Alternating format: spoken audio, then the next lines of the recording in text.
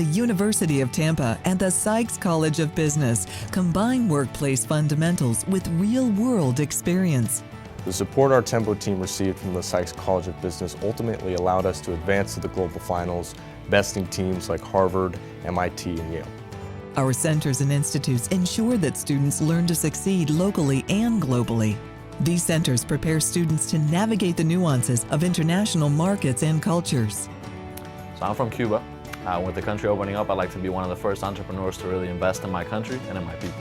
The Sykes Hall of Fame Business Speaker Series brings entrepreneurs and innovators to campus to have in-depth discussions on what it takes to compete. Welcome. Welcome to the Sykes Hall of Fame Business Speaker Series.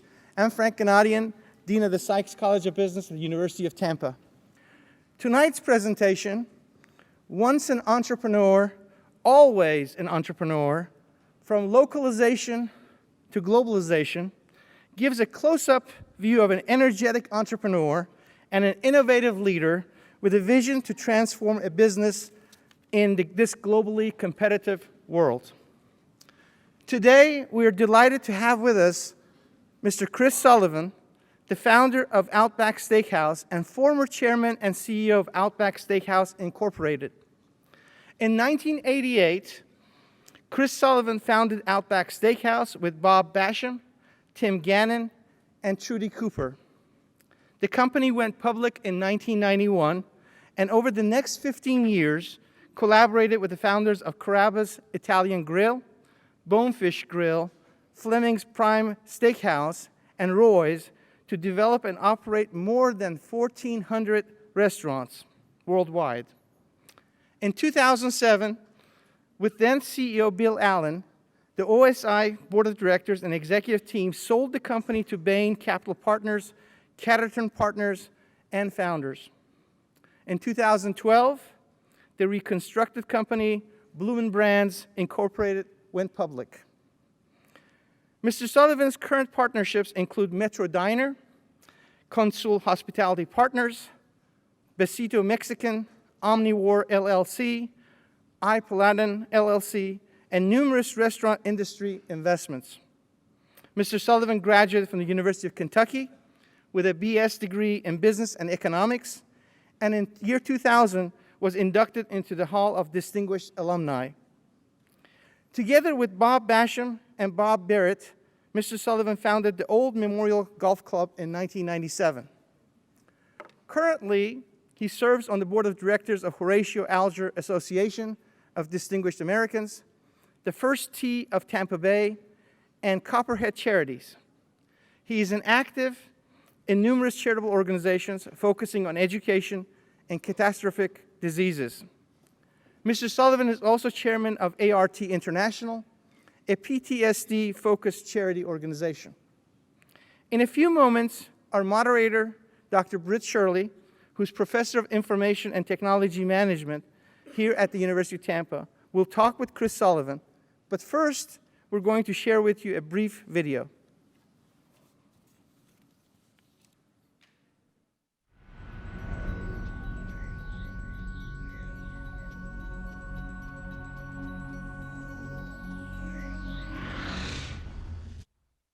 In the beginning, there was nothing. Then, it was time to eat.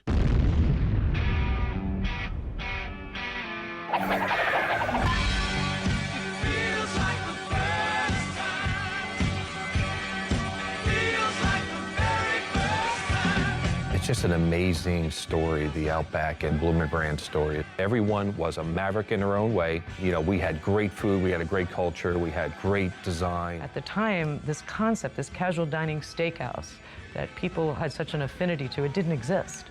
Chris really knew when we needed to go left, when we needed to go right, exactly at the right time. When you think about who you want to be as a company, you start thinking about who you respect. For us, Outback was at the top of that list. We had tremendous respect for that brand. Chris is a brilliant leader, incredible courage, incredible aggressiveness, a deep concern and compassion for their people. It was all about capturing the passion and the energy of really doing something very new. see Outback how it is today, and to be able to have spent the last, say, 15 years, especially more of a personal level with Chris, has been great. He had an enormous heart, and we all knew that. So as tough as he would be on every one of us, afterwards you knew that he was there with a hug and that he really cared about it. Ladies and gentlemen, Chris Sullivan.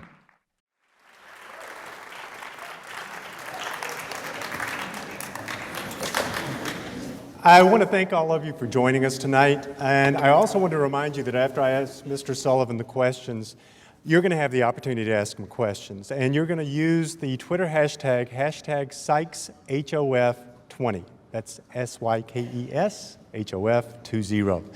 So you can ask him any question you want to, because they will be moderated. So if you ask any questions you shouldn't be asking, we're not going to ask them. Okay, so Mr. Sullivan, I want to thank you for joining us tonight. Chris, please. Okay, Chris, I want to thank you for joining us tonight. And not only do we have the members of the business community, including Mr. and Mrs. Sykes, President Mrs. Vaughn, a few other administrators, some members of the board at UT. We also have most of our Business 101 students here tonight. Some of them against their will, but they're here. And one of the things that we try to impress upon our Business 101 students is the importance of having a mentor or an advisor to give them advice.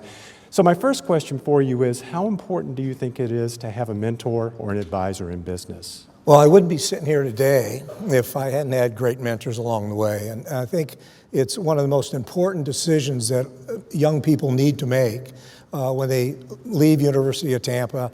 They've gotten a great education. I really believe you need to go and find a great company to work for, a great firm somewhere to work for, and find those mentors. And you're going to have more than one mentor as you go through this part of life. And my whole career got changed over two mentors, and I owe them so much of how they changed the way I looked at business and how to deal with people and manage people. I thought I knew a lot. I didn't know anything. And so they really made it possible for me to be so much more successful than I would have been without that experience. So I think it's critical. It is. What do you think are the three most important qualities of a successful entrepreneur? Well, you heard the word passion up there quite a bit, and I know entrepreneurs are very, very passionate about what they do. It takes that. You have to be a people person. You have to be a leader. You have to build teams. You have to be able to listen to the people that you bring into the company and or your idea, and get them to engage with you in that dream and that vision. You have to have tremendous energy. It just takes energy to do that. Plenty of tenacity, those things, persistence, all those words you think about. And at the end of the day, you just have to stay really, really focused and committed to making an idea work. Well, I did some research for this presentation. Of course, I did some research on you, but I also thought that the most important research I could do was eat dinner at Outback Steakhouse last night. Thank you. And I went to the original one on Henderson Boulevard, which we usually do on Wednesday nights. For those of you who don't know, Walkabout Wednesday is a great deal at Outback.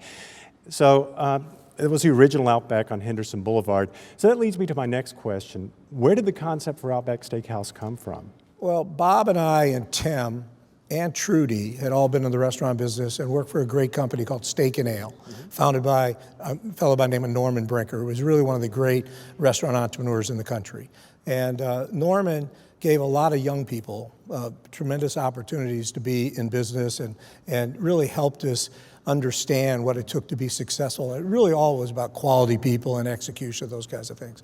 Well, when we went through a terrible period in this country with gas prices, high inflation, a lot of those great companies didn't really know how to handle all that, and they kind of lost their way. Companies like Steak and Ale lost their way. Victoria Station lost their way. Really some great companies. And so in 1987, Bob and I had sold our Chili's franchises back to Norman at what became Brinker. And we were kind of kicking around what we're going to do next. And we had an opportunity to do something with Hooters. That didn't work out. So Bob and I kind of said, well, let's do a steakhouse. I mean, in Tampa, Burns is really busy. Some of the other steakhouses, the smaller steakhouses, were doing really well. And red meat was being just bashed by, if a wife was serving a husband at steak at home back in the 80s, it was kind of like she was after him, right? She wanted to end his deal. But so we said, let's go do a steakhouse thing. And we were debating whether or not it was going to be we weren't going to do a Western-themed steakhouse. We just were not going to do that because there was too many of those out there. And Longhorn had opened in Atlanta. In fact, so we had been to Longhorn a couple times. There was one in Dallas and Houston called Hofbrau, and they were really busy. So we said, we could do this in Tampa. So we decided on Australia because Australia is one of the top places, if not the number one place, that Americans want to go visit outside the country. It's just a long way away, right? And Crocodile Dundee was very, very popular. And we took kind of a page out of Norman Brinker's book when he started Steak and Ale. Norman originally was doing a Southwest-themed steakhouse. And in the mid-'60s is when the Beatles, the Rolling Stones, the British invasion was taking place, basically. And he went and saw a movie called Tom Jones, which none of your students have ever seen. Half the audience has never seen. But there's a great eating scene in there. And Norman loved it, and he changed his whole idea. So we're going, what's really popular right now? And Crocodile Dundee was popular. That was fun. They were getting ready, Australia was getting ready to celebrate their bicentennial. And so he said, you know what, let's just do that. And there was a tennis player here in town at Eastlake Woodlands, a guy named Pat Cash. So we went and saw Pat, talked to him a little about it, and I think, people would love something like that. So make a long story short, we did. And Bob and I were out one night with our wives, and we were in a club trying to figure out what we were going to call this place. And Outback ended up on the Mere, and then we opened the first one, and it was the slowest restaurant we'd ever opened in our life. And people came, they did all right. And so Tim, and you saw Nancy Schneid in the video. Nancy was working for a radio station called Q105, and we were really slow. I mean, it was the slowest 2 weeks I'd ever been in the industry. And so we convinced Q105 to let us set up a kitchen outside their studio on a Friday morning. And we fed the three guys up there bloomin' onions, ribs on the, steak, shrimp on the Barbie, ribs, etc. That night we got packed. And we basically stayed packed from that time forward. So it was great. So we obviously did something that was fun and worked, and people loved it. The idea was never to build a big company. Frank talked about how big we got, 1,400 restaurants. Our original idea was just to be a small company here in Tampa, Florida, and do multiple brands. But it came out of, we just thought it was a segment of the industry that was missing. And once we got started, and the bloomin' onion helped, to say the least. That's how Tim joined us. He was working for Al Copeland, the founder of Popeye's Fried Chicken in New Orleans. And Al had this incredible library of great recipes from the chefs of Louisiana and New Orleans. And they'd opened a restaurant on St. Charles Avenue called Copeland's. I went there in 1987 before we even knew we were really doing Outback, and Tim was working there, and they had a dish called the Onion Mum. Well, that became the Bloomin' Onion. We changed it, became the Bloomin' Onion, and it just, those factors just changed our lives and worked out very, very well. Yeah, because I remember when I moved here in 1992, there was always a line of people outside the Outback Steakhouse on Henderson. So it's hard for me to believe that there ever was a time that it wasn't packed with people. First 2 weeks, it was brutal. Yeah, but the promotion that you did, that was what got the people in. And you mentioned Pat Cash, and I'm assuming that was some of your market research. For those of you who don't know, Pat Cash won the men's singles final at Wimbledon in, was it 87, 88, sometime in the late 80s. So not just some hack tennis player. This is somebody who was well known. Yeah. What other types of market research did you do in coming up with the Australia theme? Well, we went out to California, and we visited Aussies that were in the restaurant and bar business in California, talked to them, and their theme was, do not do Australian food. Get Aussie beer, Aussie wines, but don't do the food because that won't work. And so we didn't go to Australia until we'd opened our first Outback. And so I took my family there with another family in June of 1988. And they were right. I'm glad I didn't go first, because if we'd gone first, we would have probably tried to do some of the authentic Aussie food, and it would have been a mistake. Yeah. So there wasn't any reason. And then we found a retailer that had some Aussie retail shops up in the D.C. market, and spent time with him talking about how people react to Australia. And his store, he had a couple stores, they were very busy, and it was all Americans. It wasn't Australians coming in buying stuff, it was Americans, and they just loved. They loved the koala bears, they loved the flags, they liked the crazy signs that they have in Australia. And so we said, why not? Yeah, I bought quite a bit of Australia memorabilia when I was down there on my trips, and also after I got back. And I think for years I had a little koala clipped to one of the vents in the house. So I was kind of like an Australia fanatic too. And Dean Gennadian mentioned that Outback has grown to 1,400 restaurants throughout the world, and the growth was phenomenal. And it's not just in the U.S., but also in a lot of other countries.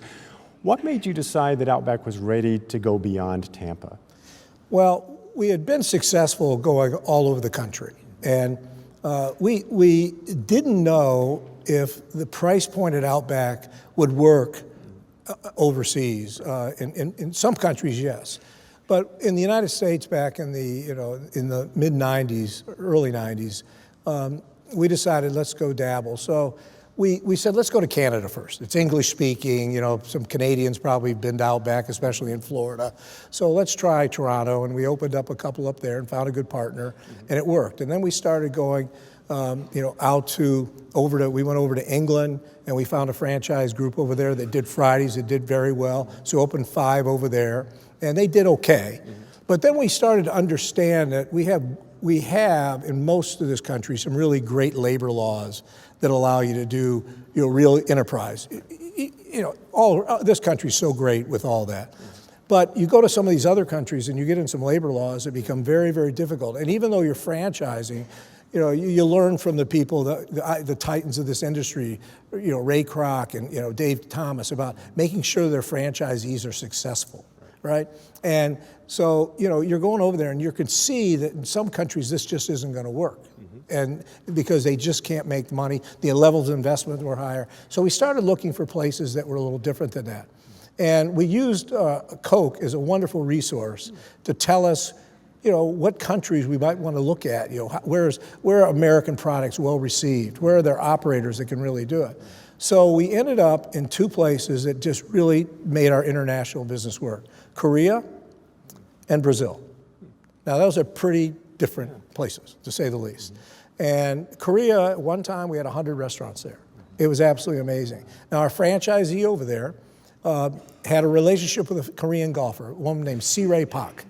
So he opened up the first couple Outbacks, and he did a deal with Si-Ray Pak and put her picture right out by the front door, and she basically endorsed the restaurants. We also had to open lunch in Korea, because when you do globalization, when you start doing this, you have to really learn what is different in that country. You just can't take, this is us, this is what we're doing, and take it or leave it, because you'll be leaving it. You will not be making it. So this fellow, Korean guy, we actually originally franchised to a group over there. They had a terrible economic collapse. This guy needed to get out of it, so we took it over and ran it as a company stores with this fellow. And he just figured out the local marketing of the deal. He also knew that we were dinner only, that you had to open for lunch in Korea, because that's where the housewives would go visit the restaurants to determine if they could bring their families there. And students ate at lunch, right? So, you had to do that. We wouldn't have known that without the right partners, et cetera.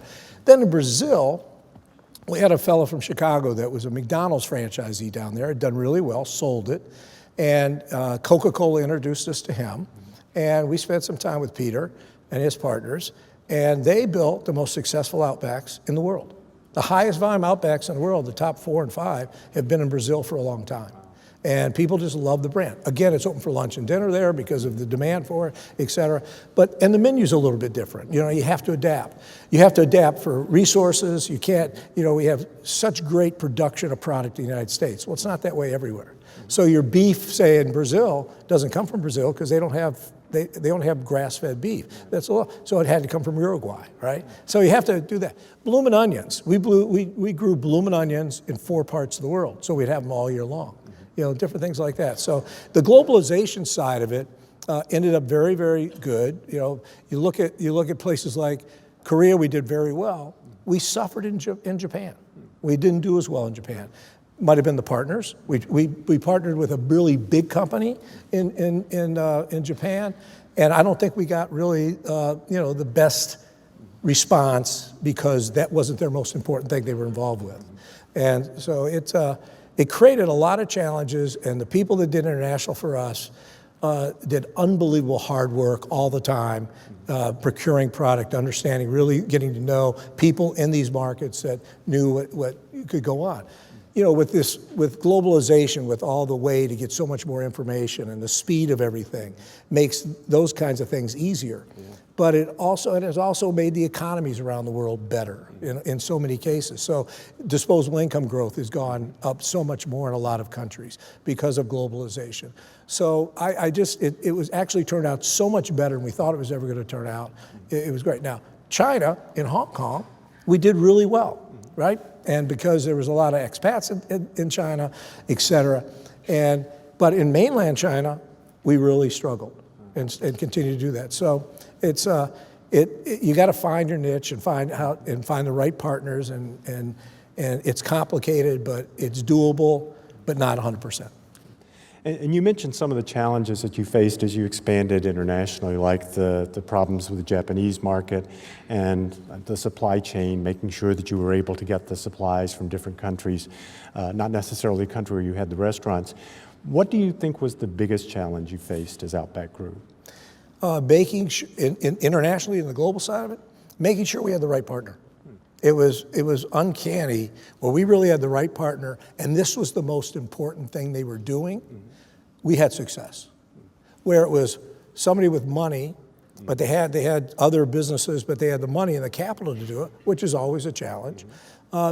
They were not as successful. And the same thing happened here. The same kind of thing happened here. We did partnerships with people that this was their deal.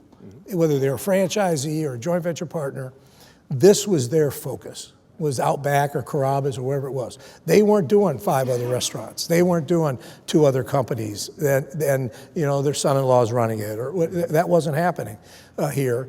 But in some of the foreign countries, that's what took place, and we didn't have great results with that.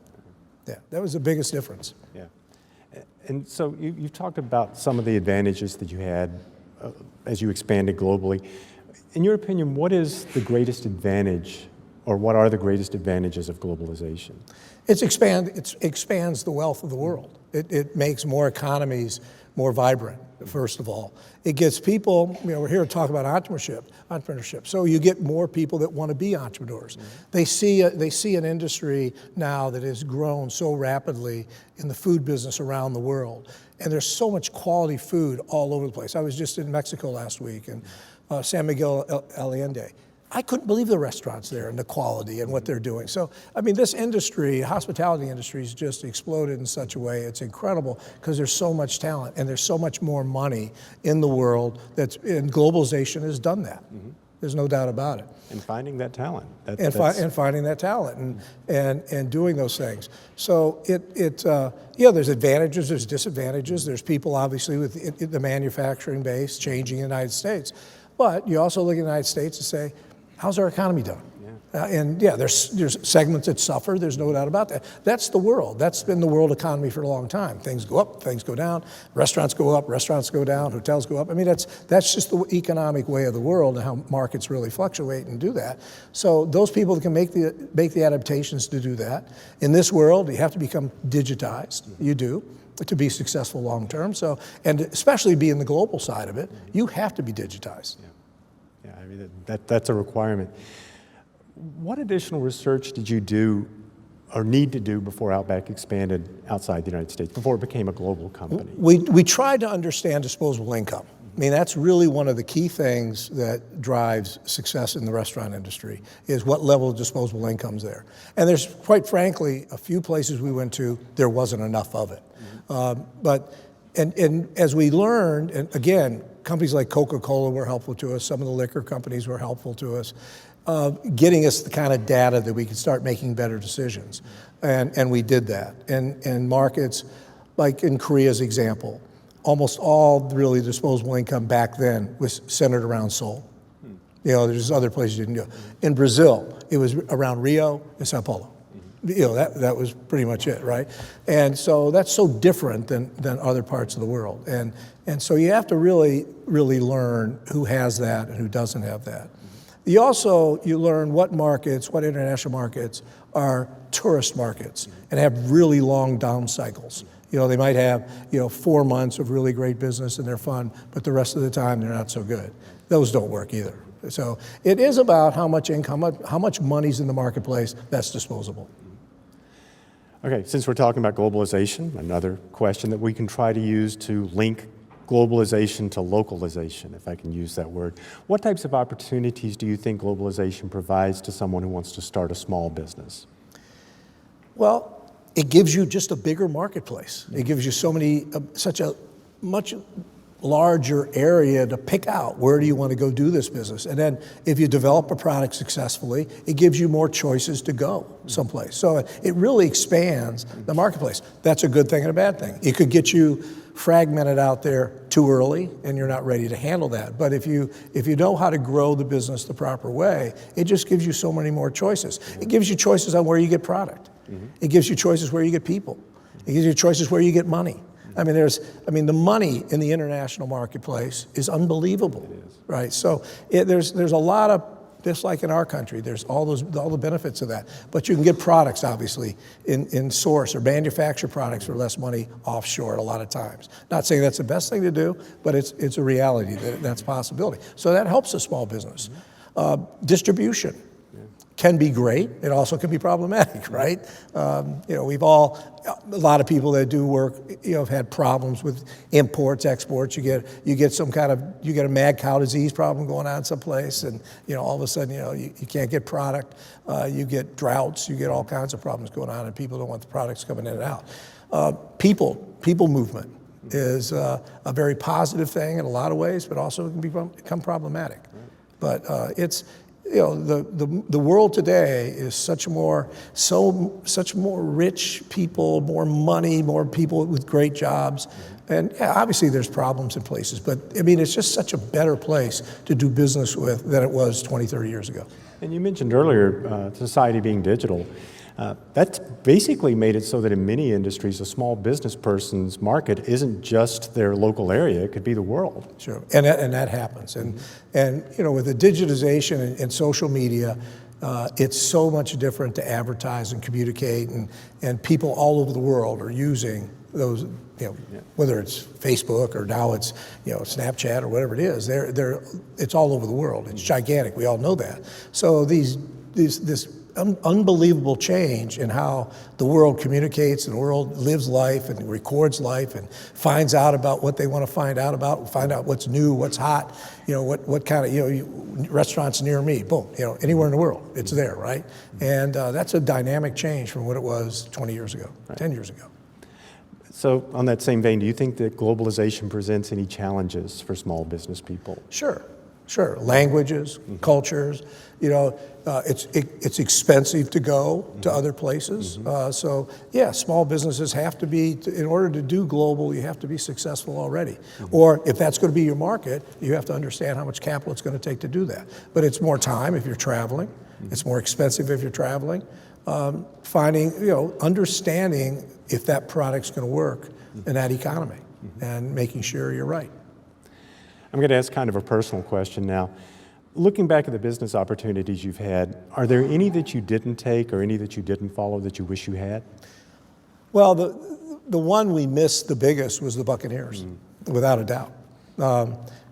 We played golf with the trustees of the Bucks, Steve Story and his two trustees, on a Sunday, shook hands at $163 million to buy the Bucks. And the next morning he says, "Chris, got bad news for you. Somebody came in and paid $172, and you don't want to chase it." And I used to rollerblade with Steve on Bayshore almost every morning. He says, "Oh God, I hope we can get 150. Hope we can get 150." And we got, we're 63, and that's the biggest miss. There's not.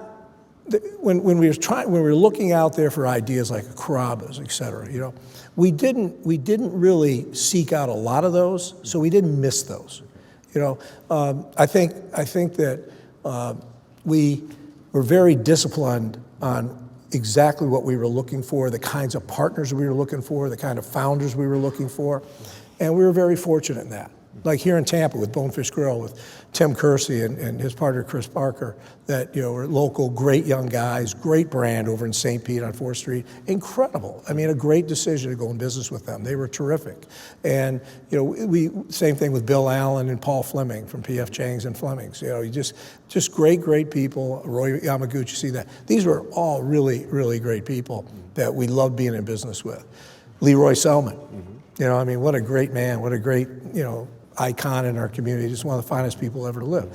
So we didn't really try to get things that we didn't get. We really worked out there. In retrospect, I don't really worry about, the only one I ever kind of walk down the street and wonder sometimes about, what if we'd gotten the Bucks? But in fairness, I think everybody agreed back in 1995 that the Glazers had way overpaid for the Buccaneers. I don't think anybody at that time thought that $172 million was a fair price, and I don't think anybody ever expected that they'd be worth what they are today. No, that's true, and we spent money trying to figure out how far up we could go on that. And we had 163 was kind of where we were with the banks, how much equity we all wanted to put in. If we'd had any idea what that next TV contract was 2 years after that, that'd been a no-brainer, right? Or the stadium being approved. Well, that was a problem for us, though. That's one of the things that not many people know about. We had a stadium deal done before we were going to buy the team, because as the owners of this business, Outback Steakhouse, we thought it would have been devastating if we tried to go to the polls and build a stadium, because it's just a lot of people don't like that kind of game, right? And so the county commissioners and the city council had agreed that they knew how they could do it, and they were going to do it without a vote. And so that would have happened. And but we have a beautiful stadium that's state of the art, and it's wonderful for this community. And hopefully the Bucks will start winning some more football games. Yeah, we did win a Super Bowl when most of my students were about 3 or 4 years old. Yeah. So, So what do you think makes Tampa a great place to start a business? Well, it's a dynamic economy. It's diverse. It's the cost of entry here to start a business isn't that high. We have great university systems all over the state. So Tampa is blessed with the University of Tampa and South Florida, and the different universities around here. And Florida, Tampa is a great place to live. I mean, I can live anywhere, right? Yeah. And I think Tampa is really one of the most wonderful places to live. The climate's good, but it's really the people. There's an energy here. There's a lot of, we have great business leaders in this community. We have people in government that understand how important the success of business is as well. The state is well run in so many ways. Our community is well run in so many ways. So it's just a fantastic, and it just gets better. And then we get fortunate to have a Jeff Venny come to town, and Jeff and his wife Penny, what they've done for this community and gotten so many things going. Chaz over there with Armature Works, building that over there. There's just so many great things going on here. And I hope we continue to attract the kinds of businesses that are coming here to grow. And there's certainly the people here to employ, and it doesn't have to be cheap jobs. They can be good jobs. And there's lots of talent in this community, in this state, to where we can continue to grow and be successful. And we are the 3rd largest state in the nation. And that's just not because of the weather. It's just not. Or the taxes. That's not, those things help, but they're not the only things. Right. So I know we're 20 years into the 21st century, but what do you think it will take to make Tampa a global city in the 21st century? Continued upgrades of systems. I mean, obviously, how's the infrastructure? What are the change of infrastructure going to be? That's a quality of life issue. We're talking to Whitney, and she lives in Dade City, and she commutes an hour plus, And, maybe eventually there'll be things that fly here, and stuff like that, Obviously, I think technology is going to make things a lot better. I think that getting vertical growth in places, as long as it doesn't necessarily lead to more cars. I think the transportation system changing like it is with all the companies. Delivery changes the game. I mean, the industry's talking about going to 30% delivery. All those kinds of things, change how a community interacts and behaves, et cetera. So, we've got great sports, great arts, great restaurants, great beaches, we got so many great things here. It's incredible. And I think that it's just continuing to invest. attract great businesses, having an environment where entrepreneurs can make things happen and build great companies. I just think we'll continue to do that. And if we do and don't make a lot of dumb mistakes, we can be very, very successful and should be. Yeah, we're obviously doing something right because since I've been here, there have been so many students who've come to UT from the Northeast and other parts of the country who stayed here after graduation. Why wouldn't you? Why would you leave? You know, you all have done a great job here at the University of Tampa making people go, this is a great place to live. It is, it is. And I'm going to ask a couple of personal questions now. The first one is, what do you like to do in your spare time? I'm an avid golfer. Not any good anymore. In fact, my wife beat me for the first time this week. Last week, killed me. But I love golf. I love being outside, but my outside time is limited a little bit now from what it used to be. We love restaurants. I mentioned to you that I basically eat out 7 nights a week. That's I got to make sure everything's taken care of, and so between that and just being involved in some of the other activities we're involved in, I just like to be active. And I had a guy one time tell me, he was a doctor and I was 25 years old and I wasn't feeling great, and he says, what do you do for exercise? I said, I run a restaurant. I'm not feeling all these. No, what do you do for exercise? And he says, take the first hour every day and make it yours. I said, really? Started doing that when I was 25 years old. Now, because of my age, it takes 2 hours, right, to get everything the way you want to get it done.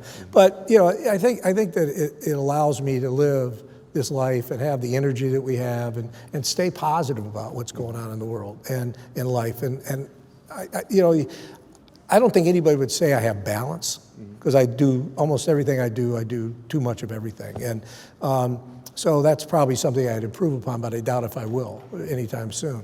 But I just love living, and I love people, and I like being around people, and I love the game we get to play. Other personal question. I know you love to travel. And of all the places in the world you've visited, what's your favorite? I've come to love New Zealand. It's so clean, so beautiful, uncrowded, and been fortunate to go down there several times. And I love going down there. It's fun. Now, I also love going to Tuscany, in France and Spain. I love Spain. I love the Spanish food. I think it's great. But if I had one trip left, it'd be go hang out in New Zealand for a while. Yeah, if it just weren't so far away. Yeah, but that's part of what makes it so great, I guess. A couple movies, a couple sleeps, but it's just, the hiking's great, it's beautiful. And there's, the fact of the matter, there's beautiful places all over this country that are spectacular. But if that place I've just fallen in love with. And it's easy to fall in love with it.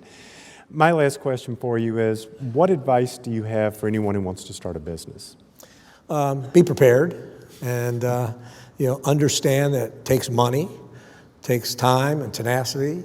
It takes really partners. It takes, but it just takes an understanding of why. I have a friend of mine. He's a great entrepreneur. In fact, some of you might have seen this show called The Undercover Billionaire. A guy named Glenn Stearns. He's a friend of ours. He had a ratio algebra guy with us, and Glenn says, he's a mortgage banker and did some other things in development. He says, I always knew who I was going to sell to before I started something. So he did his work, right? And he really planned out. And he learned that from making some mistakes early in his life. But he really planned out what he wanted to do or who he wanted to sell to, and when he was generating a product. And so, we knew who we wanted to sell to, right? We figured it out. But some people just have an idea, but they really haven't figured out if anybody wants that idea. And you got to go talk to people and listen, and so much of it's listening to what people are saying and watching their behavior. I'm not a big guy on surveys. I really love to watch what people really do. And so people back in the days in 1987, I remember Bob and I would go around and we go to steakhouses and we go look at restaurants. And the number one thing on the plate was steak. Almost every restaurant you went to, the number one thing on the plate was steak. And that just said, wait a minute, what do we want to do something else? Because we were going to do, our original idea was to do something like Shell's, before Shell's opened. That Shell's opened, we said they stole our idea. But there was a place called the Gandy Dancer in Pittsburgh. It was a pasta deal. It was really cool. We loved it in the railroad station there. And we were going to do something like that, and Shell's opened. And we went, okay, we're not going to do that. So we went back, and fortunately, we went back and did the steakhouse. So it worked out great. Well, those are all the questions I have, but I'm hearing that we do have some tweeted questions in. So the first one we have is from Tire Ma? Righty Rima, I guess. What's your favorite restaurant? Metro Diner. Oh, but that's one of yours, which is a very good restaurant. No. I like Besito, by the way. I love Besito. I love restaurants. And Sandy and I, my wife, as I mentioned, we eat out all the time. And, I love going to Outback, and I love going to Fleming's. In fact, I think I'm going to Fleming's tomorrow night. But I don't have one restaurant I love. I just love food, I love wine, and I love the experiences. So I'm eclectic. Well, variety is a great thing. Yeah. Okay, now we have a question from Great Power. Would you ever start an Asian restaurant? We tried to buy P.F. Chang's back in the day. We thought that they would be we were already in business and knew Paul, but we knew Paul. We weren't in business yet with Paul. But I love that group, and I love their team. And we really liked P.F. Chang's, and we tried to do that. Then, years later, we actually opened Paul Lee's Chinese Kitchen up in West Chase. And we missed. We just missed. And it wasn't as good as it needed to be, and we did. Chinese is when it's great, it's absolutely fabulous. When it's not so great, it's not so fabulous. Well, apparently David Ortiz is in the audience because we have a tweet from Big Pappy. How do you choose a type of restaurant? To buy or to eat it? To eat, it's just, you find out why there's a line out the door, or it's so much word of mouth. And now with ratings, what's a top rated restaurant? I mean, how many of us do that all the time? What's a top rated restaurant around me today, et cetera? But it's mostly word of mouth. You go to another city, you have somebody, you call them, say, I'm in here, I'm in town, where should I go? Or what's new? I love finding things that are new and the lines are out the door. What's causing that?